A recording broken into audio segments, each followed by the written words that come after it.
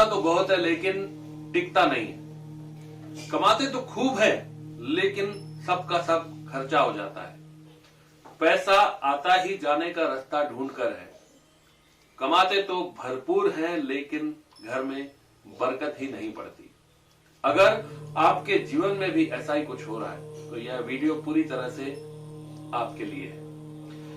इस वीडियो में मैं आपको वह उपाय बता रहा हूं जिसके करने से आपकी समस्या बहुत जल्दी दूर होने वाली है और आपके घर में पैसे की आवक भी बढ़ेगी, साथ ही पैसा टिकेगा भी।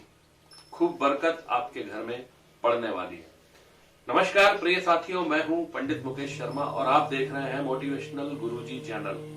साथियों, अगर अभी तक आपने मेरा ये चैनल सब्सक्राइब नहीं किया है तो चैनल को सब्सक्राइब कर लें, क्योंकि ज्योतिष, मोटिवेशन और आध्यात्म से जुड़ी हुई नई नई जानकारियां आपको इस चैनल के माध्यम से प्राप्त होती है। तो चैनल को सब्सक्राइब करें और साथ ही शेयर कीजिए अपने दोस्तों, मित्रों, रिश्तेदारों में, ताकि वे भी इन उपायों का भरपूर लाभ उठा सके। आइए वीडियो शुरू करते हैं और सबसे पहले जानते हैं कि पैसा आपके हाथ में क्यों नहीं टिकता, उसके क्या कारण हैं और इसमें उसके क्या निवारण हैं।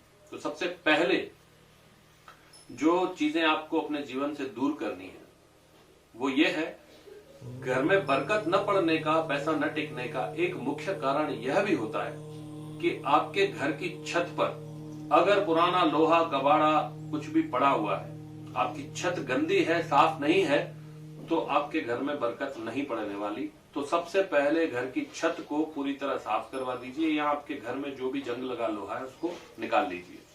दूसरा कारण घर में पैसा न टिकने का यह भी होता है कि आपके घर में जितने भी नल हैं, उन नलों में से यदि कोई एक ऐसा नल खराब है जिसमें से कंटिन्यू करके पानी की बूंद बूंद टपकती रहती है, तो तुरंत उस नल को बदल दीजिए या रिपेयर करवा लीजिए, जैसे कि उस नल का टपकना बंद हो जाए। तीसरा कारण एक और यह भी होता है कि अपने घर में अच्छी तरह से आप देख लीजिए, जो भी आपके घर में कांच के टूटे हुए बर्तन हो, जितने भी आईने हो, घर में टूटे हुए कांच हो, उन सबको निकाल लीजिए। उनकी जगह नए कांच, नए आईने, नए बर्तनों का प्रयोग कीजिए। पैसा न बचने का एक और मुख्य कारण यह भी है कि अगर आपके घर में मंदिर के अलावा आपके बेडरूम में, आपके डाइनिंग रूम में या कहीं भी भगवान के छोटे छोटे चित्र, छोटे छोटे स्टिकर, फोटोज, मूर्तियां अगर रखी हुई हैं, तो उन सबको हटाकर एक जगह जहां पर आपके घर का देव स्थान बना हुआ है, सारे देवी देवताओं के विग्रह आपको मंदिर में ही रखने हैं और जो भी आपके फटे हुए, जो भी खंडित भगवान के चित्र हों, उनको तुरंत ठंडा कर दीजिए। साथ ही ऐसी मूर्तियां जो घर में खंडित हो जाती हैं, कुछ ऐसी इतनी अच्छी मूर्तियां होती हैं कि हमारा मन नहीं करता कि हम उनको विसर्जित करें या प्रवाहित करें, तो उसके कारण हम उन खंडित मूर्तियों को भी अपने घर में रखे हुए रहते हैं। तो साथियों, जो भी आपके घर में भगवान के विग्रह खंडित हैं, फटे हुए पोस्टर अथवा चित्र हैं, उन सबको आप निकालकर नदी या तीर्थ जल में कहीं भी प्रवाहित कर दें और एक ही जगह पर आप मूर्तियों को रखिए। तो साथियों, ये थे कारण। अब बात करते हैं निवारण की। तो उसके लिए सबसे पहला जो उपाय आपको करना है, सबसे पहली जो चीज है वह आपको ध्यान में रखना है कि दिन भर में जो भी कमाई करके आप घर पे लाते हैं, उन पैसों को आप घर लाकर जहां भी अपने घर में, अलमारी में, अपना लॉकर में, तिजोरी में, जहां भी आप रखते हैं, तो उनको रखने से पहले दोनों हथेलियों के बीच में पैसों को रखकर भगवान लक्ष्मी नारायण भगवान का स्मरण करके उनको प्रार्थना करनी है कि हे लक्ष्मी नारायण भगवान, आप हमारे घर में विराजित होइए, हम आपका स्वागत करते हैं, हमारे घर में आप स्थायी रूप धारण कीजिए।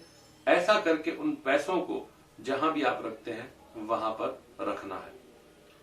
और जब आपको पैसे किसी को देने हो, तब भी उन पैसों को देने से पहले आप प्रार्थना कर लीजिए, दोनों हाथों में पैसों को पकड़कर, और लक्ष्मी नारायण भगवान का स्मरण करते हुए प्रार्थना कीजिए कि हे लक्ष्मी माँ, आप जाइए, जिनके पास भी आप मेरे माध्यम से जा रही हैं, उनके कार्य करके पुनः लौटकर और अधिक मात्रा में मेरे पास आइए, मैं आपकी प्रतीक्षा करूंगा। दूसरी बात, आजकल चल रहा है कैशलेस ट्रांजेक्शन का समय।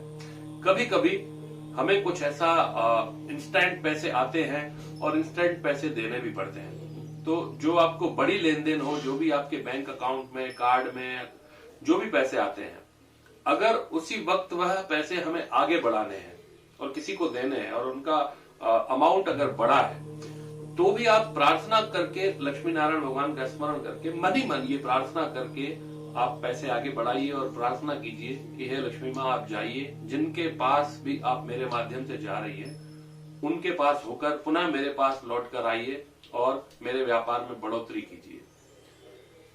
लक्ष्मी जी सभी कार्य जिनके पास भी जा रही है उनके कार्य करके और पुनः हमारे पास लौट कर आती है। तो जो भी ये बड़ी बड़ी कैशलेस ट्रांजेक्शन्स हैं, बड़ी लेन देन है, अगर ऐसा करके आप वो करते हैं तो पैसा पलट कर दुगना होकर जल्दी आपके पास वापस आता है। एक दूसरी बात जो आपको ध्यान में रखनी है वह यह है कि आपका जो पर्स है वो पर्स पहले तो कटा फटा नहीं होना चाहिए। पुराना पर्स जिसके चिथड़े उड़ गए हों, ऐसा पुराना पर्स आपको बिल्कुल भी नहीं रखना है। पर्स आपको रखना है हमेशा साफ सुथरा, अच्छी कंडीशन का पर्स। दूसरी बात, पर्स के अंदर आपको कचरा नहीं जमा होने देना है। जो भी आप उसमें कागज रखते हैं, कुछ भी आप उसमें भरते जाते हैं, फालतू के कागज, विजिटिंग कार्ड वगैरह, तो वो सब आप निकाल के फेंकिए। फालतू की चीजें और फालतू के कागज पर्स में जमा ना होने दें। पर्स में आप केवल कुछ पैसे रखिए और साथ में अपने अगर कुछ कार्ड्स वगैरह रखते हैं, विजिटिंग कार्ड्स रखते हैं तो वो रखिए। फालतू के कागज बिल्कुल भी पर्स में जमा मत होने दीजिए, नहीं तो आपके पास पैसा टिकना बंद हो जाएगा। अब मैं एक बहुत ही बेहद सरल और बेहद लाभकारी उपाय आपको बता रहा हूं, जिसके करने से आपके घर में सुख, समृद्धि, शांति, बरकत, लक्ष्मी सब आपके घर में बढ़ने लगेगी। किसी भी शुक्ल पक्ष के शुक्रवार को एक चांदी का सिक्का, बड़ा या छोटा कोई भी हो चलेगा, उसे गंगाजल से धोकर उसके ऊपर कुमकुम का तिलक लगाइए, चंदन का तिलक लगाइए, हल्दी का तिलक लगाइए और एक 10, 20, 50, 100, 200 कोई भी एक नोट लेकर उस चांदी के सिक्के के साथ में 7 साबुत चावल के दाने डालकर सफेद वस्त्र में लपेटकर तिजोरी अथवा लॉकर में, जहां भी आप धन एकत्रित करते हैं, संग्रहित करते हैं, वहां पर रख दीजिए।